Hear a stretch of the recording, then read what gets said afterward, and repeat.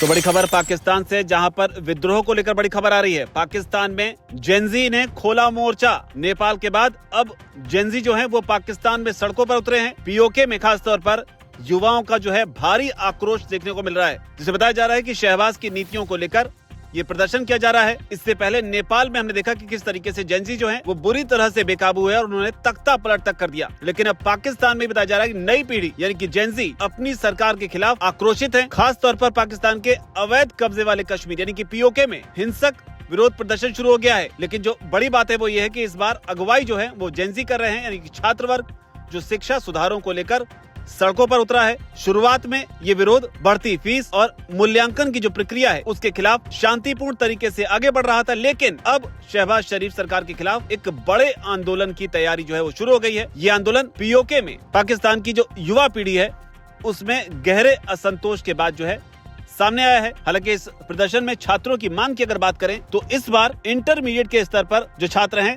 वो प्रदर्शन में शामिल हुए हैं और इनकी नाराजगी जो है वो नई ई मार्किंग या कहें डिजिटल मूल्यांकन प्रणाली जो है इसको लेकर है, जिसे बताया जा रहा है कि इसी साल शैक्षणिक संस्थानों में लागू किया गया है। इसके अलावा दावा ये भी किया जा रहा है छात्रों की ओर से कि कुछ ऐसे विषय भी हैं जिनमें उन्हें पास कर दिया गया, जिनकी परीक्षा उन्होंने दी ही नहीं थी और सरकार से वो लगातार इस मामले पर स्पष्टीकरण की मांग कर रहे हैं। छात्र चाहते हैं कि जो रीचेकिंग की फीस है उसे माफ किया जाए, जो फिलहाल जो है वो 1500 रुपए बताई जा रही है। यानी कि अगर छात्र सभी 7 विषयों की कॉपियां दोबारा से जिचवाना चाहते हैं तो उन्हें 10,500 रुपए तक जो है वो देने होंगे। तो ये भी एक पहलू है इस प्रदर्शन का। और जो अहम जानकारी मिल रही है उसके मुताबिक अब ये मुद्दा लाहौर जैसे पाकिस्तान के जो बड़े शहर हैं वहां तक पहुंच गया है। लाहौर प्रेस क्लब जो है उसके बाहर भी इंटर के छात्रों ने धरना प्रदर्शन किया है। हालांकि शिक्षा को लेकर उठ रही इस मांग में जर्जर इंफ्रास्ट्रक्चर, खराब स्वास्थ्य सेवाएं और परिवहन की जो कमी है इसको लेकर भी युवाओं में नाराजगी देखी जा रही है। लेकिन अगर चेहरे की बात करें तो इस आंदोलन की जो ताकत है